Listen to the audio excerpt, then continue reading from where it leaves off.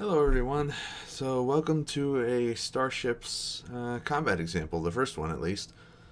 I'm just going to be doing this in Roll20 just because it's what I happen to have. Like obviously if you had an actual battle mat you could do it on that. And if it wasn't obvious already, this video is unscripted. Oh boy. So I'm going to go over what I've actually done so far before this. I haven't actually done much with the ships yet. So what this first example is going to be is it's going to be the Ghost, crewed by Hera, Rex, and Zeb. The other ones are off doing something else.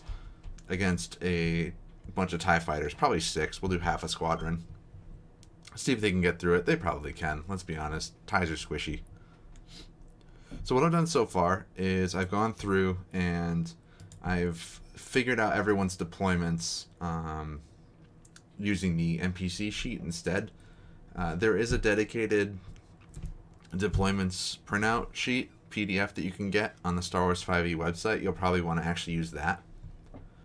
But in Roll20 in particular, I don't believe there's a deployment sheet, and I know that the ship statistics sheet is out of date. So we're going to end up basically jury-rigging things using the NPC stat block. So for Hera, I've given her rank 1 pilot, and the 2 tactics I chose were Koigan turn and target acquired. And for her venture, I chose resourceful tactics. Then we have Rex. Rex has been around for a while, so he's got a bunch of experience. Experience outranks everything. Rex is going to be a rank 2 gunner. He's going to be on the turret gun for the Ghost. So he's a rank 2 gunner, so he gets 3 gambits. He gets a gunning style, he gets the improved critical feature, and he gets 2 ventures. So for gambits, I chose crippling shot, exposed weakness, and precision shot. I gave him the cannoneer gunning style. He gets improved critical. And for his ventures, I chose indomitable starship, since I'm assuming that he's at least a level 9 fighter. And I gave him the precision gunner venture. And then we have Zeb. Zeb is also a gunner. He's a rank 1 gunner. He's going to be on the nose gun for the Ghost. He gets 2 gambits and he gets 1 venture and rank 1 gunner. So I gave him explosive shot and penetrating shot as his gambits, and I gave him furious gunner as his venture. Now on to the ships themselves. This is where we're going to have to do some jury rigging. So we're going to start with the TIE fighter. Good old TIE LN starfighter. And what we're going to do is we're going to pop this out. And we're going to go over to, here we go, our TIE fighter sheet. And we're just going to start carrying stuff over. If I can remember what window stuff is in. There we go. Alright, so let's look at what we got here. We are a small ship. Our MC type is small. Ship. And I guess I'll put the tier here. Small ship, tier 1. Our armor class is 14. It is lightweight, mark 1. We got no damage reduction, otherwise I'd put the damage reduction here too, probably. Hit points, we have 18 hit points, which is 4d6 plus 0. Don't really need to add that in. Alright, speeds. So we got 400 feet of flying, and then we got 100 feet turning. And we don't need to worry about shield points. So, okay, so now we go to our ability scores, and we want to be reading off of this row right here. Bring that back up. Alright, ability scores. Strength 15. Oops, not 151. No. There we go. Jeez. Alright, Dex 17. Con is 11. Int is, I actually didn't need to touch that one. Int was 10. Wisdom was 14. Charisma is 11. Alright, saving throws. Do we have anything that's going to affect our saves? I don't think so. It doesn't look like it. So our saving throws are Dex, and strength. And we're going to be using, since this is our NPC ship, we're going to be using the NPC crew proficiency number right here. So we have a +2 proficiency. So strength, or save for that, is going to be +2 from the strength modifier, and then plus another 2 from crew proficiency. So that's 4. Dex is, well, actually, let me put a plus in there. I don't think I need to, but let's take a look actually. Okay. Yeah, and then Dex is going to be a little bit higher. Dex is 3 + 2, so that's +5. And nothing else. Skills, we have... okay, so that's one section we're not going to be able to do in here. Unfortunate. Oh well, moving on. Damage vulnerabilities, we have none. Resistances, really we only need to worry about ion damage, because ion damage does half damage against hulls. Actually, you know what? I'm not even going to worry about it. I'll leave that blank. Damage immunities, condition immunities, we're not going to worry about that for this example. But keep in mind what I said in the weapons and damage tutorial. There's a bunch of different damage types that your ship is immune or resistant to, just because it's a ship. Senses. We got scanner premiums. I believe that is 1,000 feet of blind sight. Let's take a look. That's going to be... It's going to be in operations. Oop, too far. Scanner premium. Yep, blind sight for 1,000 feet.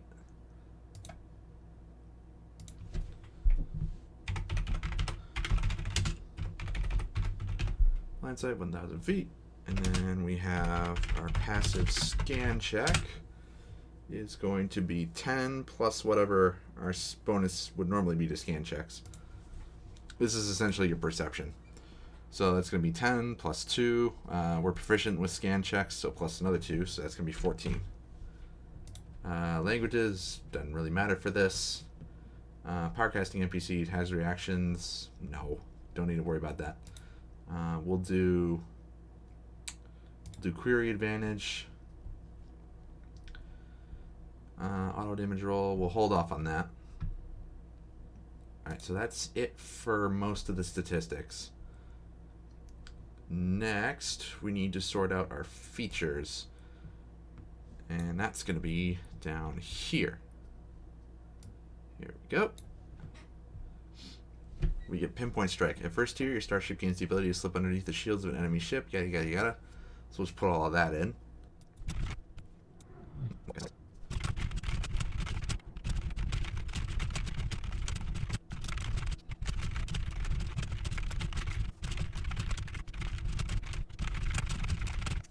There we go. So we have one use of this. I'm going to add that up here.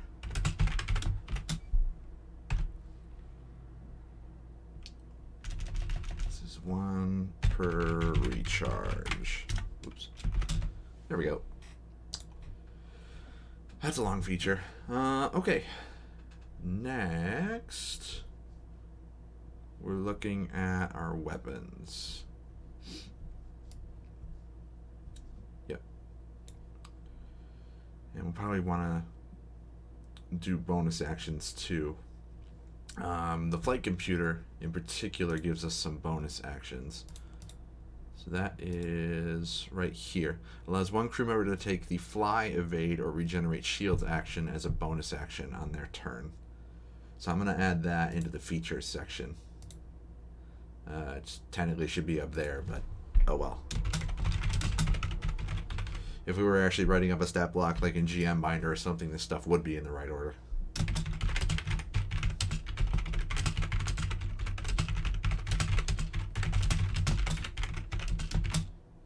Oops, that should be fly. Evade, fly, make sure those are in the right order.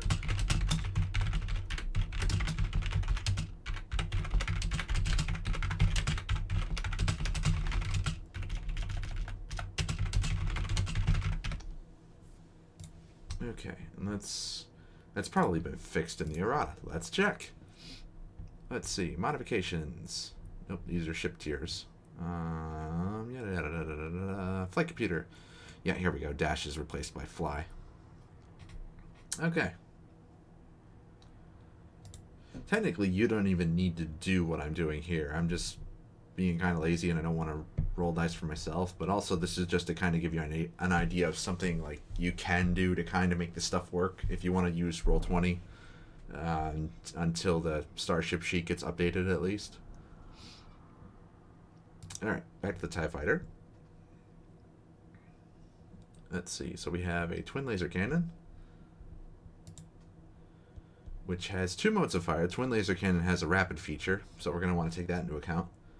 That's going to go into our actions, and this is an attack. We'll do the regular attack first. So this is twin laser cannon. I guess in sticking with 5e conventions, I shouldn't capitalize this stuff. Twin laser cannon. This is going to be a ranged attack. Our reach is 600 feet, or rather 2,400 feet. Let's see, our bonus to hit. So our bonus to hit is going to be our wisdom modifier, which is actually written here already. It's our attack modifier. All we need to do is add our proficiency bonus to that, so it's going to be a +4. And it's a single target. On a hit, target takes 1d8 plus 2 energy. Oops. There we go. 1d8 plus 2 energy. And it has, let's see, I guess I can put overheat 12 in here.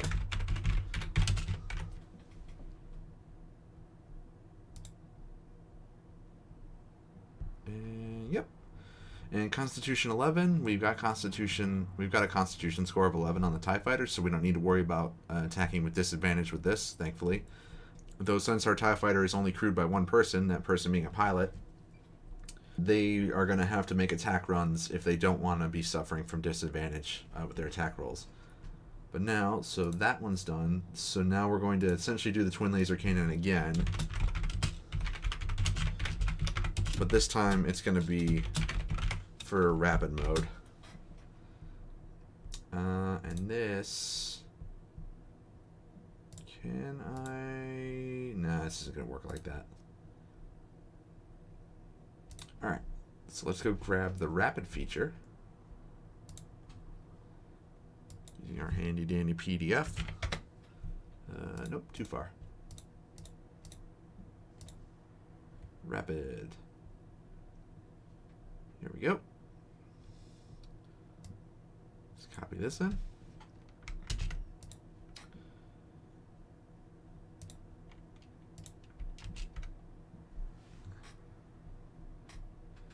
Yep. The DC equals. I'm just going to put the DC in, and the DC is listed here as 10, and we just need to add our proficiency bonus to it because it's 8 plus your wisdom modifier plus proficiency if you can add it. We'll be assuming for our NPC ships that they're at least rank 1 in some deployment, but you don't need to go about like giving them ventures or like tactics or anything like that. Just take the proficiency bonus into account. Alright, so our DC is going to be 12 for that. And the benefit of using this rapid attack, I'm going to put up here, consumes 3 overheat. The reason we want to do that is overheat is essentially your reload. Once your overheat number reaches 0, you have to take an action to let the weapon cool down. Go ahead and get rid of this weird formatting that's going on in here from this being from the PDF. Did it happen here too? Yeah. There we go. Almost done. The final video, I might honestly skip this. So yeah, there we go. Consumes 3 overheat. A weapon that has the rapid property can unload on a single target. The target must make a dex save. DC is 12 in this case. On a failed save, the target takes normal weapon damage plus an additional amount equal to the weapon's damage dice. So essentially what we're going to be doing here for this attack is we'll be rolling 2d8 plus 2. On success, the target takes no damage, produces an amount of heat or consumes an amount of ammunition as indicated by the rapid number, so it consumes 3 out of 12. If the ranged ship attack would have disadvantage, the target instead has advantage. So basically what that means is if the target is within 600 feet and we make a rapid attack against it, they roll the save normally. But if they're above 600 feet and within 1,200 feet, they make the save with advantage. And that's all we need to do for the TIE Fighter. We don't need to worry about our power dice on it, because our pilot's not going to have any deployment. If you wanted to do like a special pilot, you could. I'm sure there's like actual NPCs in lore that you could pull from if you so desired. Now for the more complicated one, we got to do the Ghost. Ghost is going to be a bit tricky because, well, for one, I'm only running it with 3 crew. We're just running it with Hera, Rex, and Zeb. So the way I'm going to do this is Hera's going to be flying. She'll have access to the twin laser cannon, I believe, and probably the torpedo launcher as well. Rex is going to be on the turret gun, and Zeb is going to be on the forward gun, the forward double laser cannon. And these at least have good range, so we're going to have the range advantage on these TIEs, in particular with the proton torpedoes. So we'll probably have Hera make good use of these, because these, if they roll high enough, they could one-shot a TIE fighter.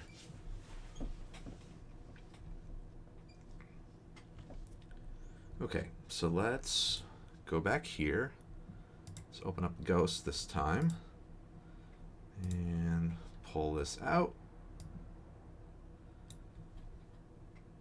Back to the shipyard. As you can see here, the Ghost has a lot of mods. I'm not really going to include these in this list, or in the list of features like I did with the TIE Fighter. Let's see, do we have a flight computer? No, we don't. We don't have a flight computer. Do we have an astromech socket? No, we don't. Huh. Okay. Interesting. We do have a scanner premium prototype. Sensor diameter, that just helps you hide if I remember right. Same with the stealth device. EDS is for the Phantom 2. Let's see, deflection plating. So that gives us, I believe it's advantage on hide checks or something like that. Deflection plating. No, it removes the disadvantage on hide checks. Because Deflection Plating Mark II gives your ship disadvantage on hide checks, and Deflection 3 removes that, which is kind of wimpy, but it's whatever. Because you don't get an AC boost from this, or a DR boost. You get a DR boost from Deflection Plating 2, and an AC boost from Deflection Plating 1. My 2 cents, anyways. And the Slave Array, which is for the forward-facing double laser cannon. I'm assuming that's for Hera, if she's flying with and doesn't have anybody manning it. Direct controller, except I don't know which weapon it goes to, so shrug. But we don't have a ton of stuff we need to worry about here. So this is a medium ship. It is tier 4.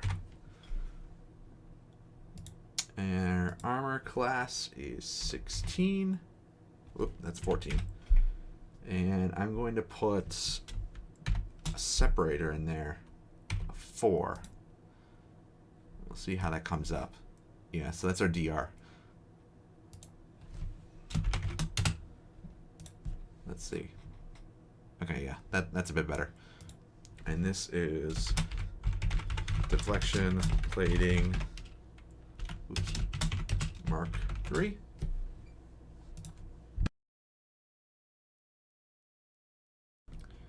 Let's see, hit points. So we've got 66 hull. So we'll do 66, and then we'll do that separator again. And then we'll do shields 93. How does that look? That's fine. And we won't worry about the actual formula, because that, I know if you put the formula in, sometimes it'll autofill over this, and I don't want it to do that. All right, flying speed and turning speed. So we got 450 feet fly, and 150 feet turn. There should not be a space there. There we go. All right, we've got directional shield. Oh, yeah, that's the other thing I should put in. I should put in the regen. Shields 93, regen 8. And we've got 9d8 shield dice and hull dice. So let's see, did that...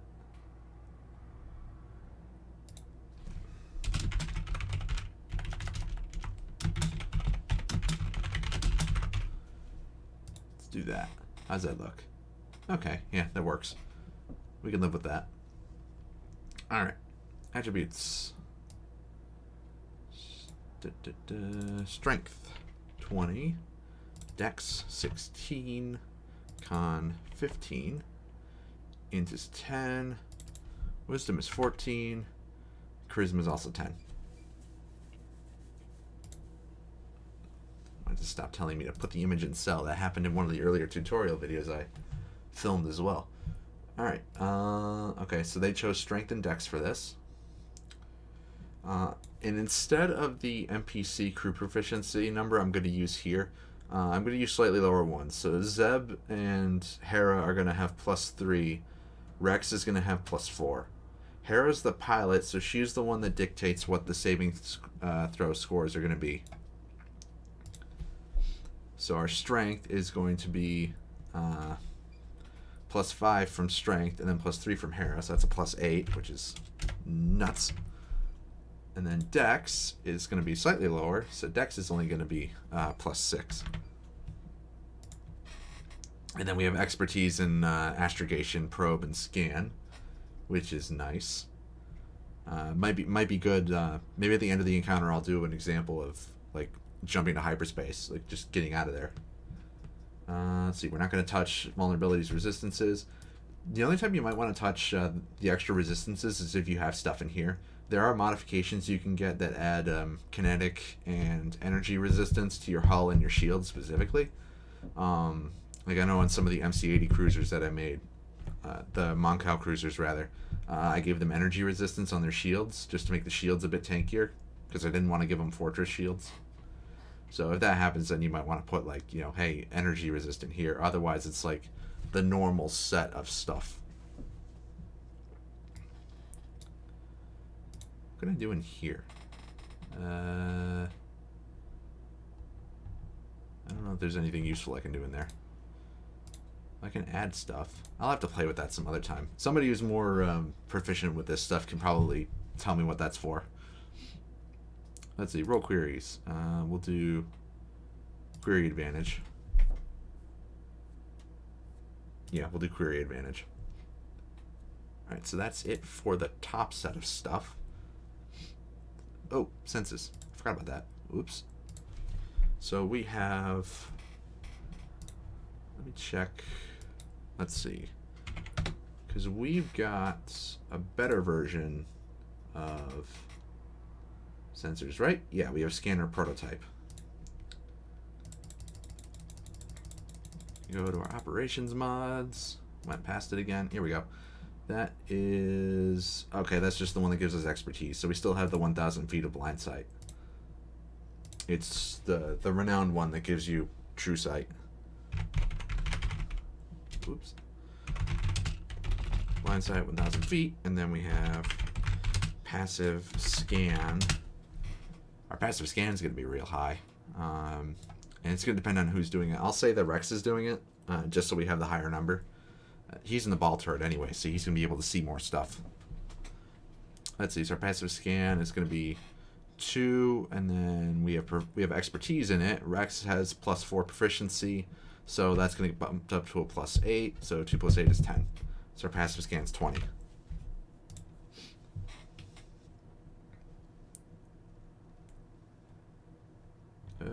Okay, now that should be it for this stuff. So now we can worry about the other stuff. Alright, so let's do our features first. Tier 4, so I don't need to worry about that one. Okay, this one I do need to worry about. Also this one, basic maneuvers. So let's go down the list. Basic maneuvers, and let's see. All expended uses are regained when the ship is refitted. Can be used. Okay, so we're tier 4, so we have 8 uses. So this is 8 per refit.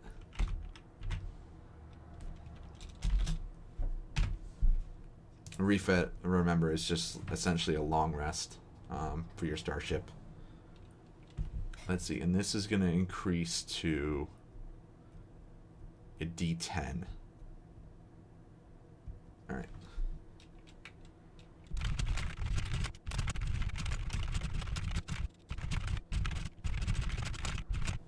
All right, there we go. We don't need to add the rest of stuff beyond that because we've already accounted for it. The tier 2 freighter we don't need to worry about for combat.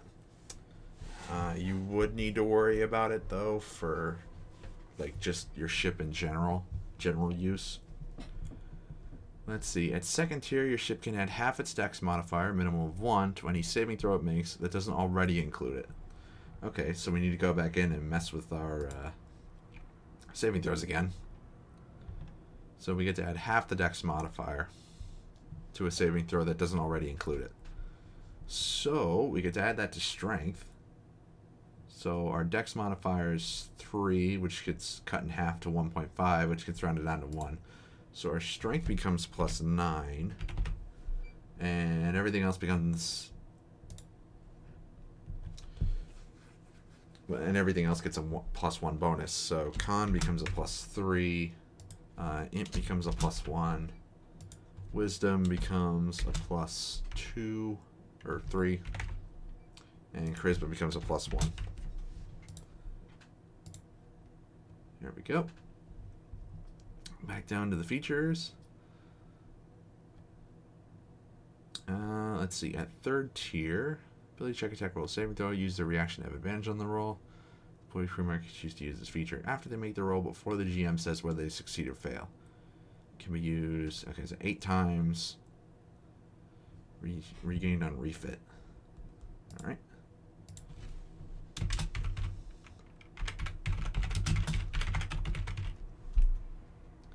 On the 8 uses are right here too. That's nice. I'm just blind. I didn't see them somehow.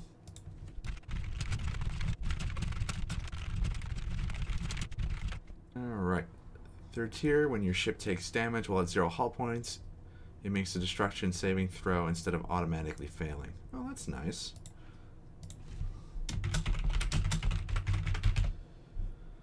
Although, if you, the sharper among you that were listening to the ship's destruction video will probably know that it's basically impossible to actually destroy a player ship.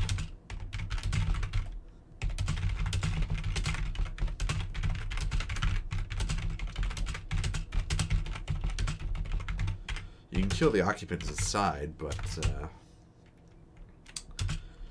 actually destroying the ship itself requires that you deal more than twice the ship's hull, or you deal the ship's hull points in damage, which good luck when your ships get really big. Like even a capital ship won't be able to pop a lot of ships in one shot unless you're using like super weapon or something.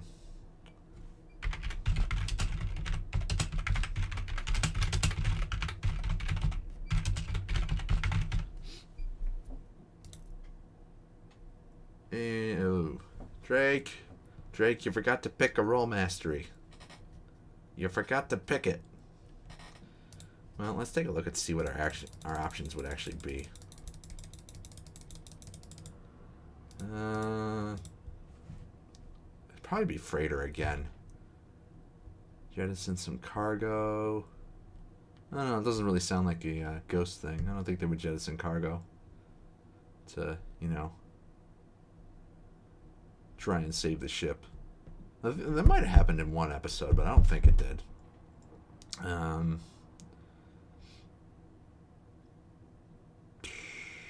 Maybe courier. I don't know. And then you get adaptive armor. So let's put that in at least. Adaptive armor.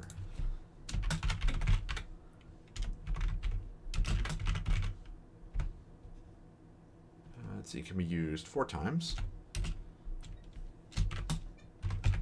And refit again. Really love their refits for medium ships.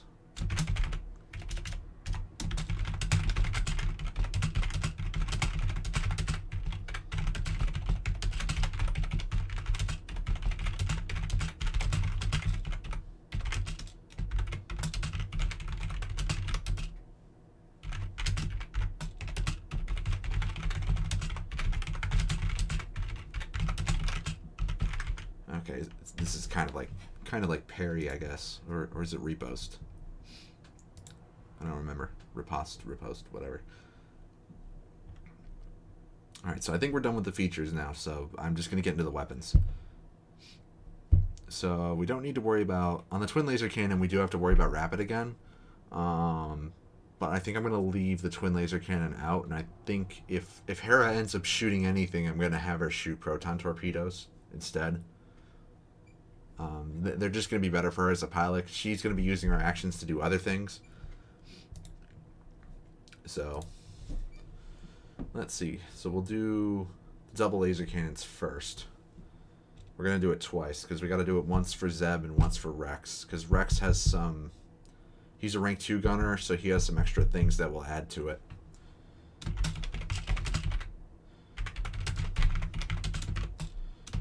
We'll do Rex's first, actually. Alright, so this is an attack. It's a ranged attack. 800. 3,200 feet. Alright, and it's one target. Oops. It's weird that it does that. Well, I know why it does it, because it's adding stuff down here. So let's pull up Rex's sheet real quick.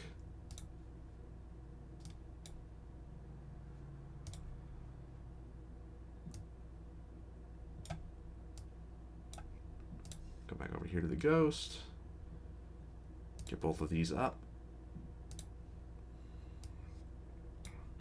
On either side. Alright, so our 2 hit bonus. So first off, we have Cannoneer. You are skilled with laser cannons. When you're firing a primary weapon, you gain a +2 bonus to damage rolls and save DCs. Okay, that's the damage. Oh yeah, this is the other thing. When you make an attack roll with a primary ship weapon while on a medium or smaller ship, you can use your Dex modifier instead of the ship's Wisdom modifier for the attack rolls. So that's what I'm going to have to add in. So I'm going to assume that Rex has a Dex score of like 18 or 19, so he'll have a +4 from that. And then he's got a +4 from his proficiency bonus as well. So that's going to give him a +8 to hit.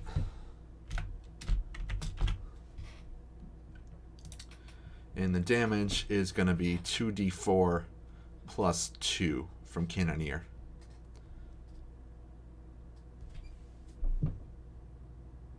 Why would it affect save DCs? Instead of... I wonder if that's supposed to be attack rolls and save DCs. Whatever. We'll worry about that later. Actually, let me check the errata real quick. Let me see if that's in here. Chapter 6, Precision Gunner. Oh, it affects larger, smaller ships now. That's nice. Instead of the ship's Wisdom or wait, no. Crap, what was it? It was Precision, no. Precision Gunner. Cannoneer. Cannoneer is what it is. No, it's not mentioned. Huh. Alright, +2 to damage rolls and save DCs, I guess.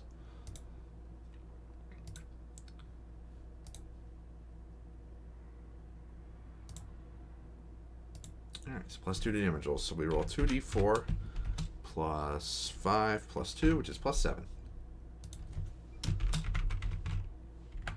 Darn it. When it updates, it gets rid of what I'm trying to do. Description we don't need. Or, well, we can show it. It's blank.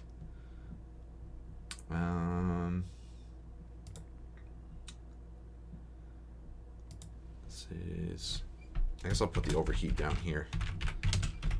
Overheat 8. Yeah, there we go. Okay, so that's that one. So that's for Rex. And that's in any direction since he's in the turret. Now for Zeb. Zeb, I don't believe, has anything. No. He's got Furious Gunner. While raging and firing a primary weapon, you can take a penalty to your attack roll up to your rage damage bonus, adding twice the amount to the damage roll on a hit. I don't think I'm going to end up using that, but I gave it to him because I felt like it fit. I could definitely see Zeb being a berserker in the ground game. Let's get rid of Rex's sheet. Back to the Ghost. Really wish I had a second monitor for stuff like this. Alright, this is another attack. So this is, whoops, double laser cannon. This is for Zeb. And this one's front facing, so we're gonna denote that. It's a ranged attack. Reach is the same, 800, 3,200 feet to hit. This time, Zeb is just going to be stuck using the regular attack modifier, plus his proficiency bonus, so he's going to have a +5 to hit. It's one target.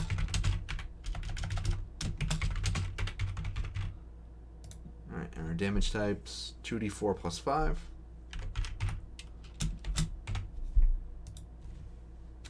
Let that update. There we go. Didn't give me a hard time that time. Overheat 8. Guess I don't need the period in there. Okay, so that's that. And then the other thing we'll add is well, this one's going to be a save. So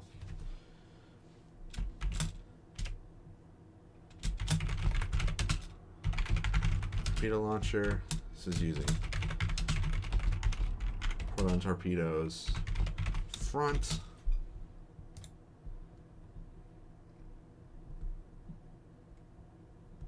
I guess I will have it be an attack.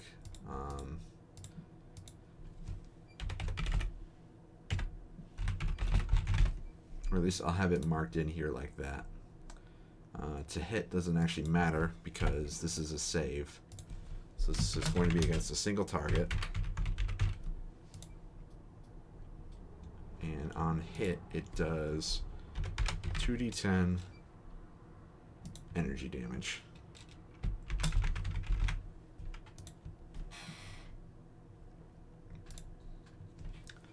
Yeah, and this requires a DC. It's going to be 10 plus 3 because of Hera's proficiency bonus of +3. So this is going to be a DC 13. Whoops. Dex save. Full damage on failure. Half on success. And then proton torpedoes specifically have the explosive property, which skip right past. Explosive does this. When a ship is dealt damage by a weapon with the explosive property, creatures inside are forced to make a con save to maintain concentration.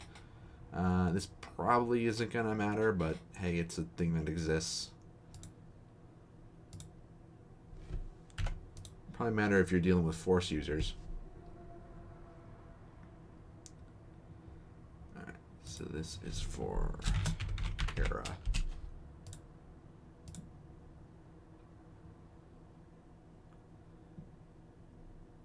Okay, so there we go. So that's the ships figured out after who knows how long. How long has this recording been going? 43 minutes. Wow. Yeah, it takes a long time to get stuff ready, I guess, for combat. Also doesn't help that I'm jury rigging things. But now that we've got the ships figured out, we can go ahead and start adding in, start the encounter. Well, first off, let's zoom in a bit. So I made these real crummy tokens. I just made them in MS Paint. And they'll work for now. Alright, so this one represents the ghost. Go ahead and put the nameplate on it. And then as for our attribute bars, I'm going to have attribute 3 be our hull points, which is a thing that's still in here, thankfully. Ship. It's in here somewhere.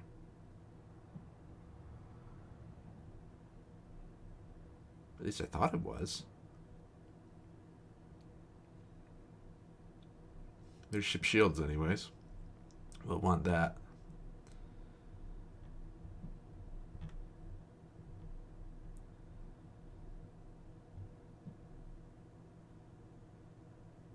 Yeah, we'll just HP. Yeah, and that's not right. 66 hit points. And then bar 2 is going to be shields.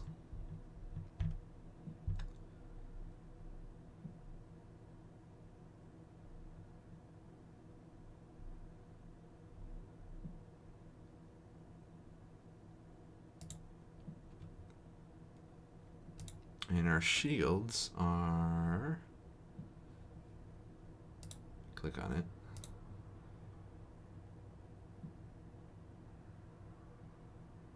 Oh. Uh-oh. I got rid of what we just did. Well, shoot. Alright, well, this is why we have this. 93 is the shield points we should have.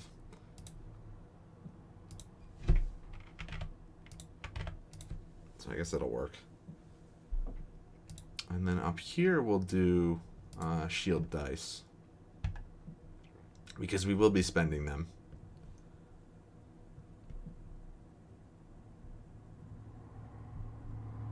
Or, oh right, the old system I don't think used shield dice. Okay.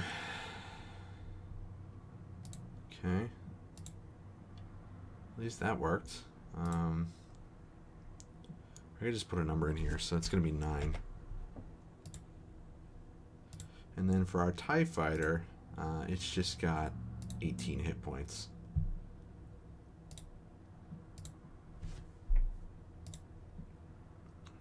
R3 all the way down to hit points. Yeah, I mean this one works because it doesn't actually have any shields. So we don't need to worry about that. So that's the only bar that it needs. Alright.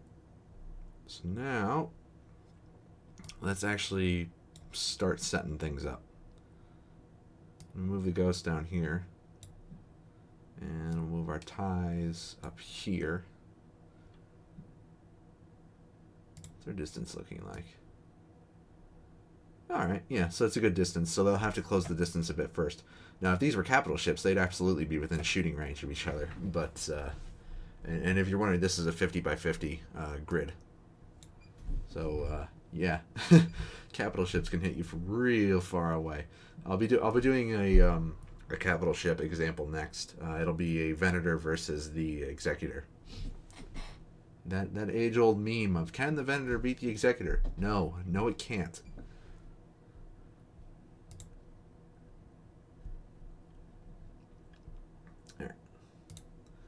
Go ahead and zoom in a little bit more. I think, can I copy tokens? Ah, I can. Sweet. Turn these guys around. Your facing actually matters in this. Copy that again. Have these guys be a little bit further back, actually.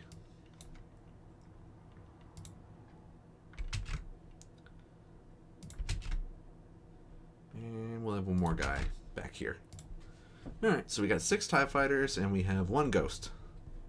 The ghost is probably going to win. Maybe. I don't know. It's going to be interesting to see who wins.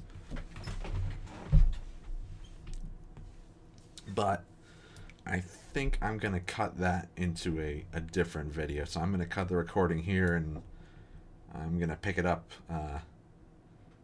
again after this.